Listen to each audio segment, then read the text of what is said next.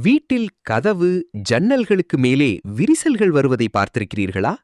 இதன் ரகசியம் என்ன தெரியுமா? இது வெறும் அலங்காரத்திற்காக இல்லை. உங்கள் வீடு கட்டும்போது கதவு மற்றும் ஜன்னல் திறப்புகளுக்கு மேலே லிண்டல் பீம் அமைப்பது மிக மிக அவசியம். இந்த லிண்டல் பீம் திறப்புக்கு மேலே உள்ள செங்கல் சுவர் மற்றும் சுமையின் எடையை இருபுறமும் உள்ள சுவர்களுக்கு பரப்பி திறப்புகளின் மீது நேரடி அழுத்தம் வருவதை தடுக்கிறது.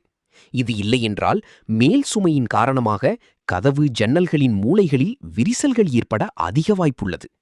லிண்டல் பீம் சுவரை வலுப்படுத்தி உங்கள் வீடு பல ஆண்டுகள் உறுதியாக இருக்க உதவுகிறது.